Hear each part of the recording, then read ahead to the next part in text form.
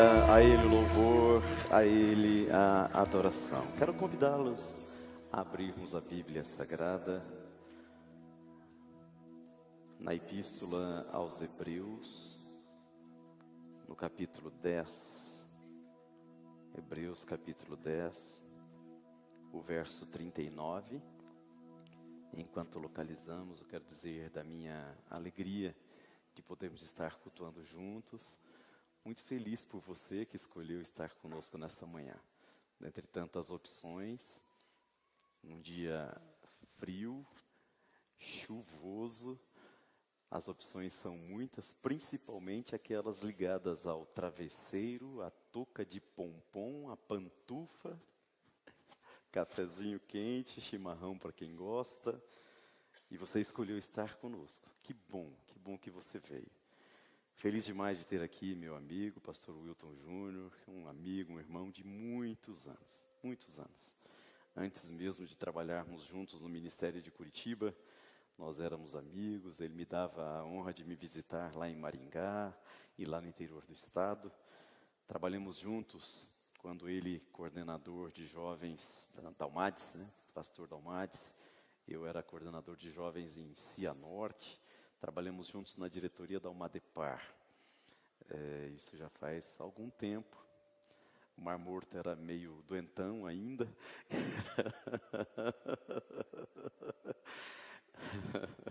Eu tinha cabelos pretos, acredite, meu cabelo era preto.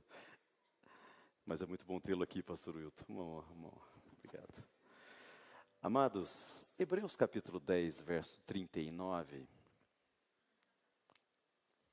Eu não vou me estender em palavras essa manhã, nós temos 2 bebês que nós queremos apresentar ao Senhor e à igreja, é um momento muito especial para todos nós, a gente fica muito feliz com essa oportunidade. Mas eu quero trazer algo que o Senhor colocou no meu coração, para a tua vida, para a nossa vida. Hebreus no capítulo 10, verso 39, na versão Almeida, revista e atualizada, está escrito assim: nós, porém, não somos dos que retrocedem para a perdição. Somos, entretanto, da fé para a conservação da alma.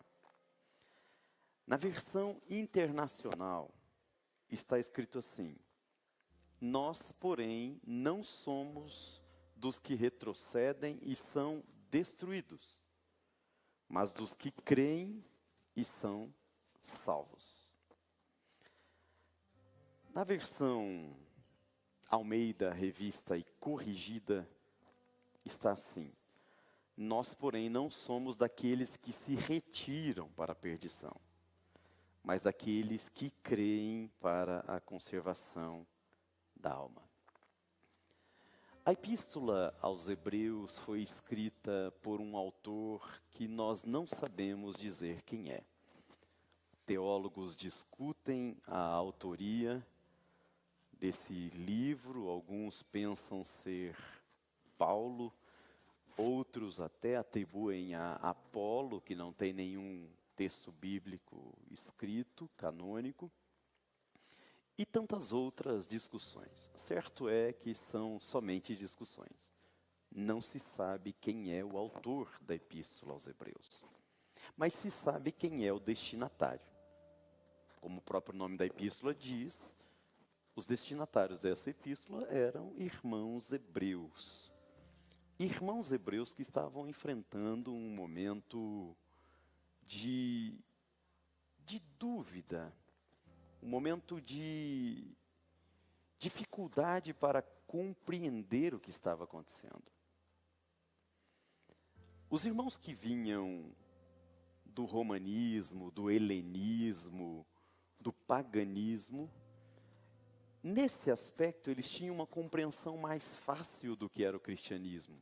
Porque o cristianismo para eles simbolizava uma mudança completa, radical, uma transformação completa de liturgia, de pensamento, de doutrina. Talvez fosse mais fácil esse choque, essa diferença gigantesca. Mas para os irmãos judeus, era um pouco mais complexo, porque Jesus veio dos judeus. Jesus pregou em sinagogas. Jesus se dedicou em partes ao judaísmo. E então eles tinham uma dificuldade para entender essa coisa nova.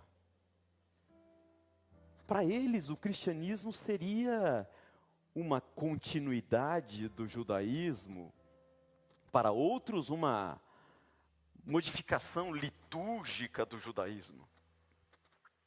Quando, na verdade, o cristianismo era algo completamente novo para ambos, tanto para quem vinha do helenismo, como para quem vinha do judaísmo. Mas os hebreus tinham essa dificuldade de compreensão. E dentro dessa dificuldade de compreensão, ao longo da história dos hebreus, nós encontramos muitas vezes os irmãos hebreus titubeando, balançando, tendo dificuldades em dar continuidade na sua fé, dar continuidade no seu serviço ao Senhor, dar continuidade no amar ao Senhor, dar continuidade no ser cristão. E então a epístola aos Hebreus, ela vem quase toda ela nesse sentido de traçar esses paralelismos entre o judaísmo e o cristianismo, e sempre convidando os irmãos a uma não desistência, a um não retrocesso, a um não desânimo. A epístola aos Hebreus, ela tem sempre o objetivo de trazer uma mensagem de esperança, uma mensagem de estímulo, uma mensagem de impulso. E é dentro dessa realidade que o escritor escreve toda a epístola. E o auge dessa epístola está nos capítulos 10 a 13. 10 a 13 nós temos talvez aquilo que é o clímax, aquilo que talvez seja o ponto mais alto dessa epístola toda. Onde o escritor vem dizendo, vocês estavam presos à lei, vocês estavam presos aos costumes judaicos, vocês estavam presos àquela prática mais formalista do que espiritual. Vocês estavam acostumados a cumprir rituais. Vocês estavam acostumados a cumprir agenda, sem vida espiritual, sem verdadeiro contato e comunhão com Deus. Vocês estavam acostumados a cumprir liturgia. Vocês estavam acostumados a cumprir normas. E aí ele vem dizendo, sim, o período da norma foi importante, porque o período da norma, o período da lei, revelou os valores, os princípios que são fundamentais ao reino de Deus. Mas o objetivo da norma nunca foi meramente fazê-los obedientes à norma. O objetivo da norma sempre foi transformar a vossa vida, aproximá-los de Deus, religá-los com Deus. Não é fazer de vocês religiosos, é fazer de vocês filhos. Não é fazer de vocês pessoas que cumprem agenda e liturgia, mas é fazer de vocês pessoas que têm contato, amizade, proximidade, paternidade, filiação com Deus. E o apóstolo, o escritor desse texto, ele vem dizendo, lembrem-se daqueles dias passados, e que depois vocês foram iluminados. E depois de iluminados, vocês foram inclusive perseguidos pelos próprios judaizantes, pelos próprios religiosos vocês foram perseguidos. Mas vocês perseveraram. E vocês sentiram o gosto amargo humanamente, mas doce espiritualmente, de serem feito o espetáculo com vitupérios e tribulações. Mas sentirem a alegria, o gozo apesar de lutas, apesar das dificuldades, apesar dos vitupérios, apesar das perseguições, sentirem a presença de Deus bem junto de vocês. Vocês já experimentaram isso. Agora, chega no auge, e é um auge que mexeu, inclusive, o coração do nosso grande reformador, Martinho Lutero. No capítulo 10, verso 38, que o escritor diz: mas para viver essa realidade, é preciso ser como os justos. O justo viverá da fé. O justo viverá da fé. É ato de fé. É ato de decisão. É ato de vontade livre e consciente. Não é meramente uma emoção, não é meramente cumprir tabela, não é cumprir rituais, não é cumprir liturgia, é tomar a decisão de ser filho. É tomar a decisão de crer.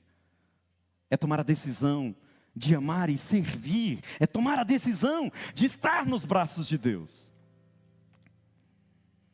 E dentro dessa realidade ele diz: alguns fogem, alguns se encolhem. O termo que ele usa, ao dizer, mas nós não somos dos que retrocedem, é o termo hipóstole, que tem vários significados. Ele diz: nós não somos daqueles que recuam. É uma tradução para hipóstole. Recuar é ceder terreno, é ceder território, é dar espaço. Nós não somos daqueles que se acovardam, é outra tradução. Se acovardar é ficar paralisado de medo. É se deixar vencer pela imaginação do difícil. É perder, quem é do esporte, é perder por WO. Nós não somos daqueles que desistem, é outra tradução, aqueles que param de lutar. Nós não somos dos inconstantes, que é outra tradução para hipóstole, aqueles que vivem uma senoidal, parece um eletrocardiograma. Uma hora está crente, outra hora está desviado, uma hora está quente, outra hora está frio, uma hora está feliz, outra hora está acabado, uma hora está indo para frente, outra hora está indo para trás. Nós não somos desses, o apóstolo está dizendo. Nós não somos daqueles que se omitem, os que prevaricam. Se omitir, prevaricar, é deixar de fazer aquilo que nos é dever. É deixar de exercitar aquilo que deveríamos exercitar. É deixar de cumprir com aquilo que nós deveríamos cumprir. Nós não somos daqueles que fogem, e é essa também tradução. Daqueles que se batem em retirada, daqueles que entregam tudo, daqueles que não são capazes de falar como Paulo. O apóstolo Paulo diz: combati o bom combate, fui até o fim na carreira e guardei a fé. Os fujões são aqueles que não combatem o combate, fogem em carreira e perdem a fé. E é isso que o apóstolo está dizendo: nós não somos desses. Nós não fazemos parte desses que se acovardam, que retrocedem, que param, que desanimam, que são vencidos por WO. Nós não fazemos parte desse time. Nós nos recusamos a fazer parte desse time. Nós não fomos chamados para isso. Nós somos filhos do Rei, filhos de Deus. Nós temos experiências com Deus. Nós estamos vivos. Quantas lutas passamos, quantas dificuldades. Pandemia, enfermidade, desempregos, desilusões, desesperos. Nós já passamos por tanta coisa. A gente não é desses que se acovardam, a gente chegou até aqui. Nós não somos desses fujões, nós chegamos até aqui. E aí o apóstolo parte para o capítulo 11, dizendo: olhem para os exemplos. Olhem para os exemplos de pessoas que tomaram a decisão de servir a Deus, que se chama fé.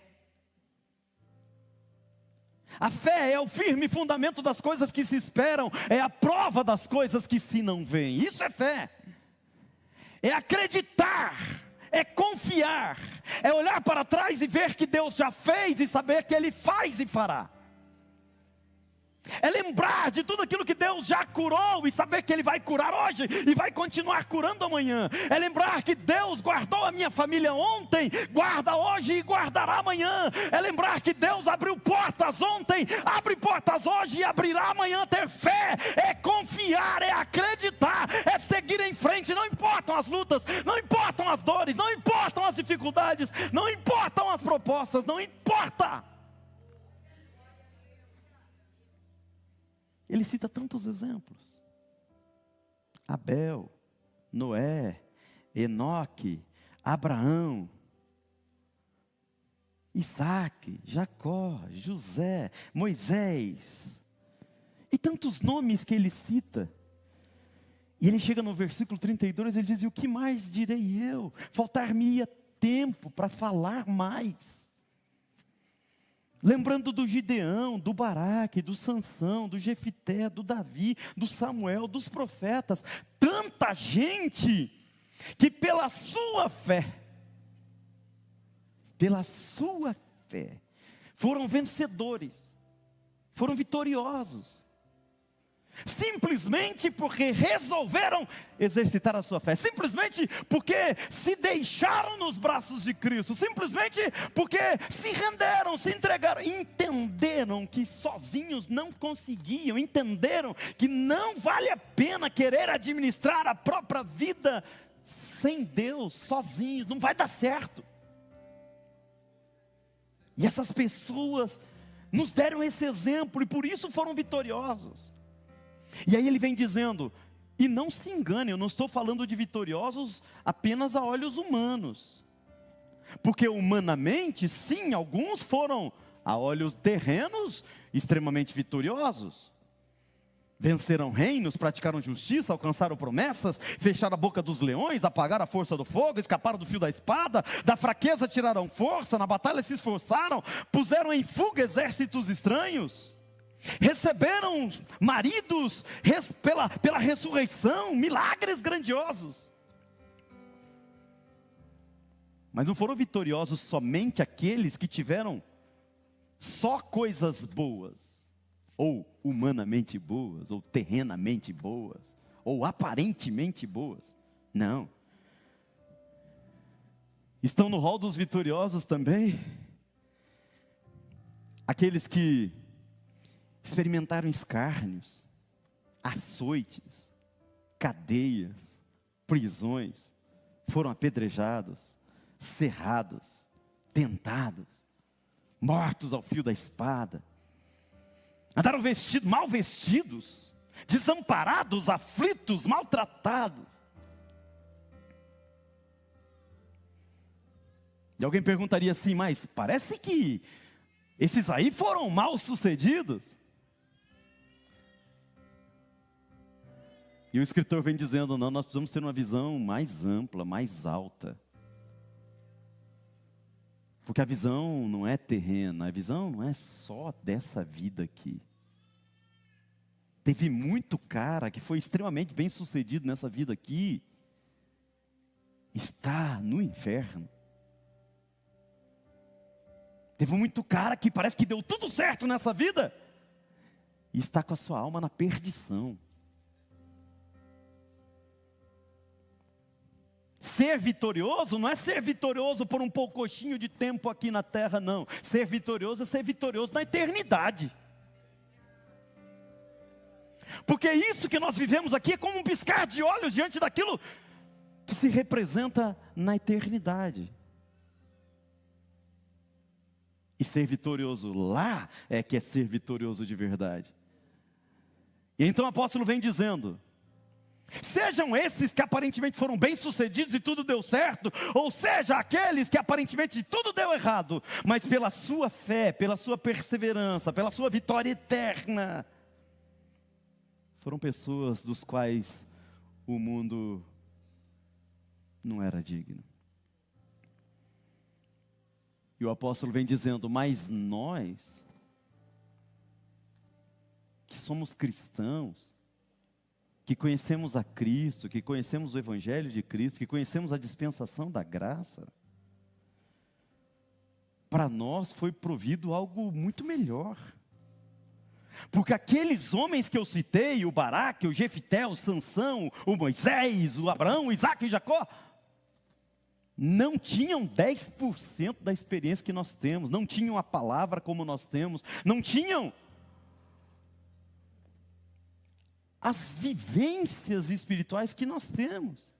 Mas Deus proporcionou para nós, o apóstolo está escrevendo aqui, algo melhor do que para eles.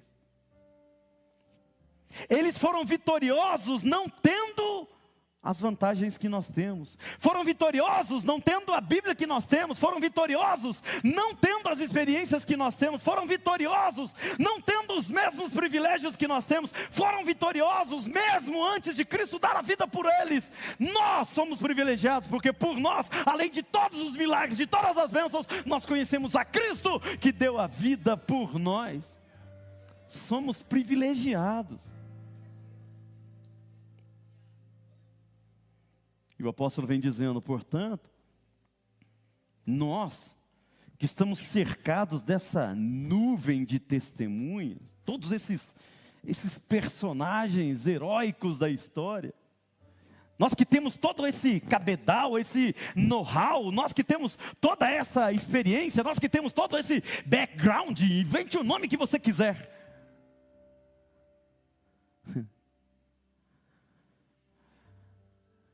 Temos que tomar uma decisão.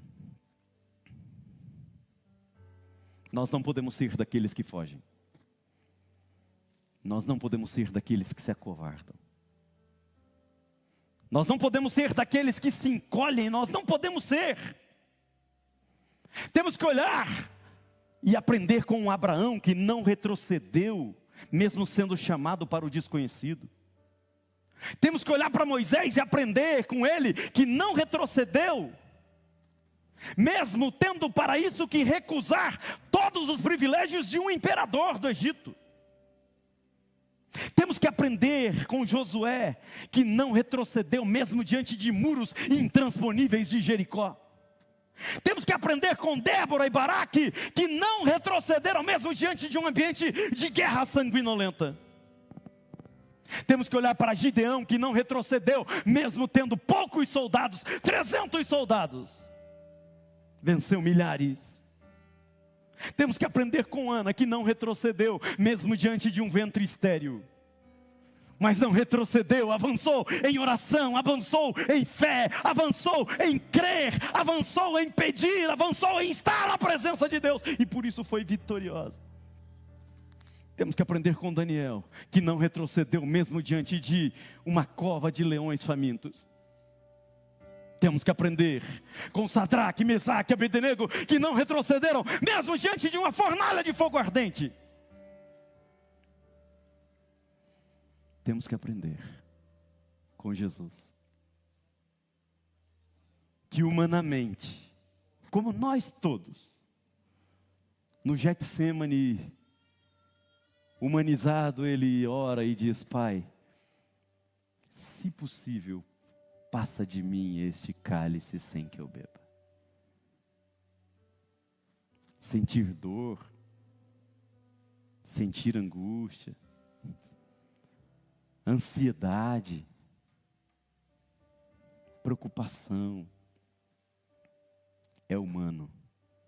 E Jesus humanizado sentiu exatamente isso que nós sentimos.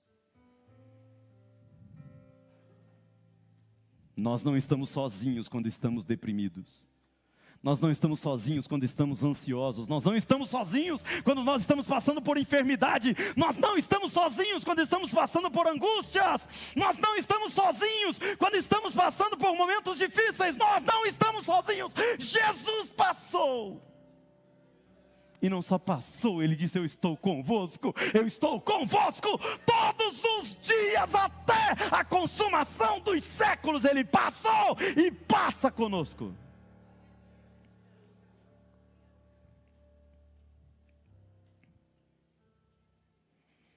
E o apóstolo diz: a nós simplesmente cabe deixarmos todo o embaraço,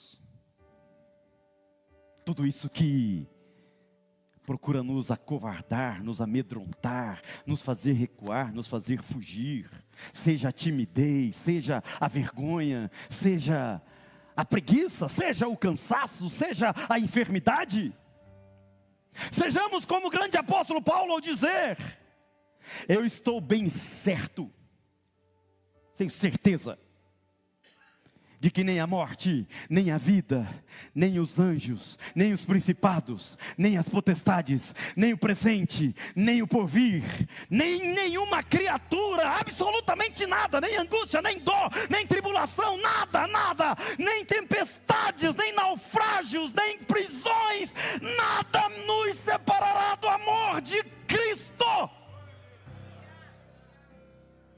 Nada poderá ter força para nos fazer fugir. Deixemos o embaraço. Nada disso pode nos prender.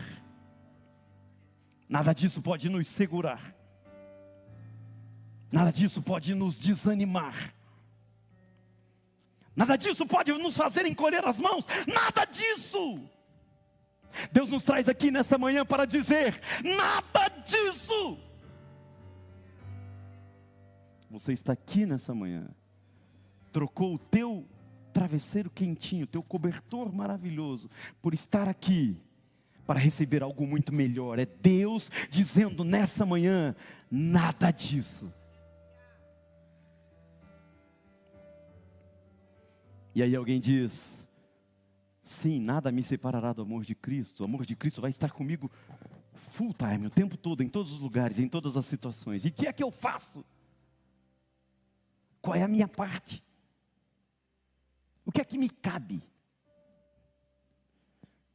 Vamos estar em pé, por favor?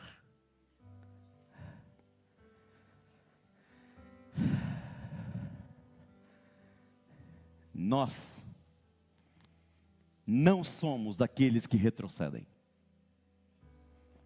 Quer saber qual é a nossa parte? Nós não somos daqueles que fogem. Quer saber qual é a nossa parte? Nós não somos daqueles que se dão por vencidos. Nós não somos daqueles que se curvam. Nós não somos daqueles que desanimam. Nós não somos daqueles que param. Nós não fazemos parte desse time fraco.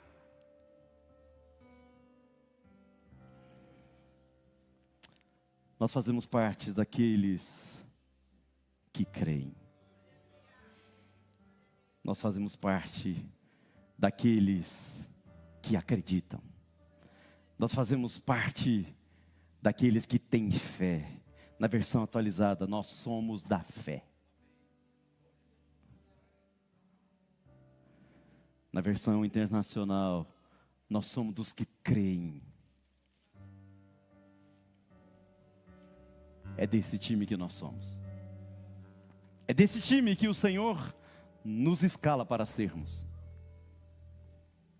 É nesse time que o Senhor nos escala para vivermos o jogo da vida. E o apelo não poderia ser outro.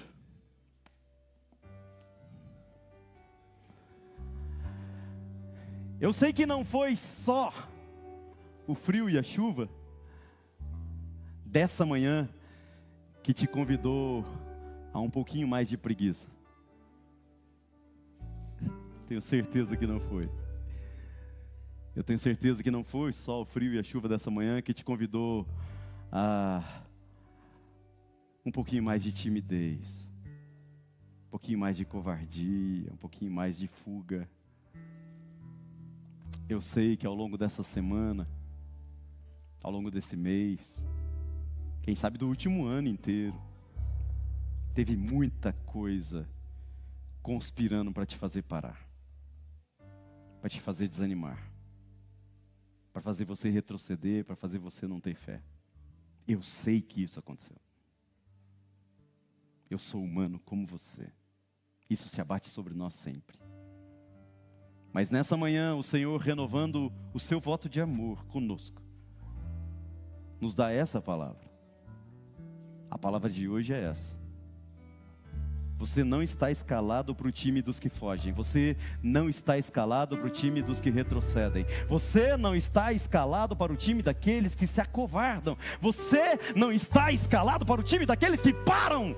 Você não está escalado para o time daqueles que desanimam. Você não está parado. Você não está escalado para o time daqueles que fogem. Você não está escalado no time daqueles que não têm fé. Você está escalado no time daqueles que são chamados, amados, escolhidos, eleitos, impulsionados, cheios de dons, cheios de talentos, cheios de Deus, cheios do Espírito Santo. Você está escalado no time dos filhos de Deus. E é por você que eu quero orar.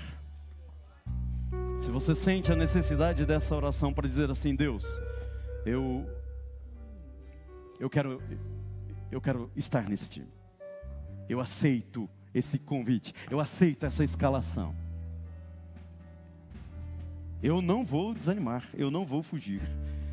Eu até pensei nisso, mas eu não vou. É por você que eu quero orar. Mas é o time dos corajosos. A coragem já começou. Você já é corajoso por estar aqui. Porque estava mais fácil ficar comendo pipoca e tomando café. Mas eu quero que você seja um pouquinho mais vencedor, um pouquinho mais corajoso, corajosa. Eu quero que você saia do teu lugar em nome do Senhor Jesus e venha aqui à frente do altar para nós orarmos juntos. Eu quero orar por tua vida nessa manhã.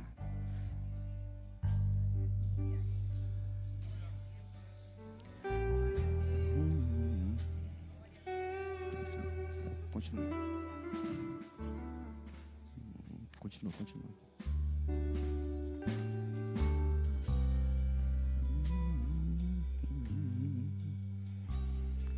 Tem ciúmes de mim, o seu amor é como um furacão, e eu me rendo ao vento de sua misericórdia.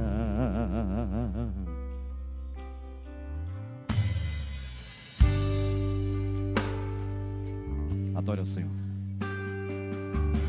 Eu só vejo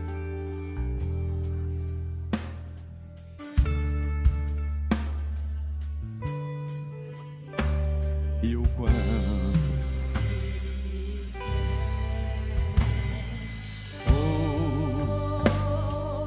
Ele me amou. Sim, Ele me ama. Ele me amou. Oh, Ele me amou. Oh, Ele me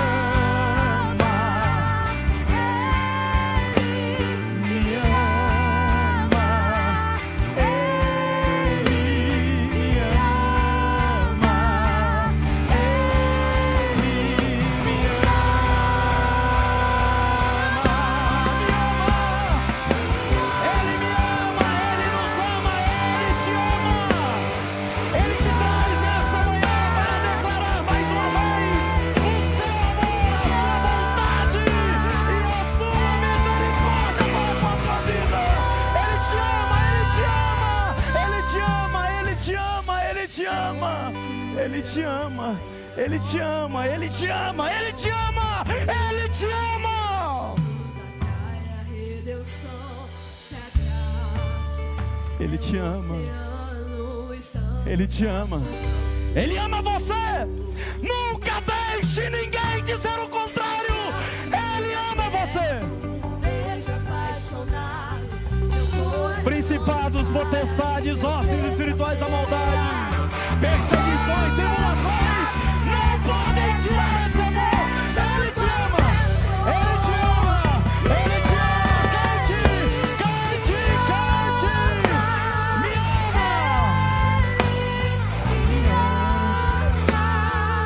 Ele nos ama, Ele nos ama, Ele nos ama, Ele nos ama, Ele nos ama. Ele nos ama, Ele nos ama, Ele nos ama, Ele nos ama. Seja curado em nome de Jesus. Seja curada em nome de Jesus. Que as portas se abram, que o inferno fuja, que os principados e potestades fujam de você, que as enfermidades se afastem da tua vida, que os problemas familiares sejam afugentados da tua história, que as portas sejam abertas, que o milagre aconteça, que a petição seja ouvida, que a solução chegue, que a solução chegue. Senhor, nós te damos graças, porque o Senhor nos ouve nessa manhã, e ao nos ouvir, nos responde com essa palavra, palavra de cura, palavra de ânimo, palavra de força, palavra de fé, palavra que sara a nossa alma, palavra que nos levanta, que nos fortalece. Te damos graças por tua palavra. E eu e meus irmãos que estamos aqui à frente, e mesmo aqueles que não puderam vir, e mesmo aqueles que estão lá em casa, lá no emprego, que estão participando deste culto pelas vias online, que sintamos, Senhor, mais uma vez, o quanto o Senhor nos ama, o quanto o Senhor se importa conosco.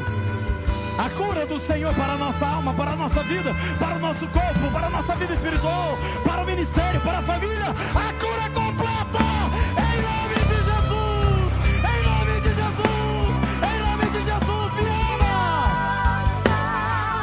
em nome de Jesus, em nome de Jesus.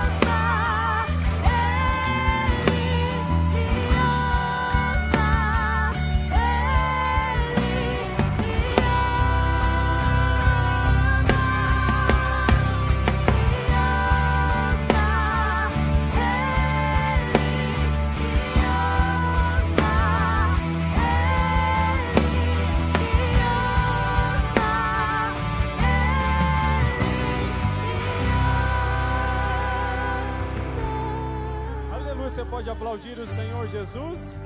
Aplauda mais forte, adore e exalte o nome daquele que é digno de ser adorado e glorificado.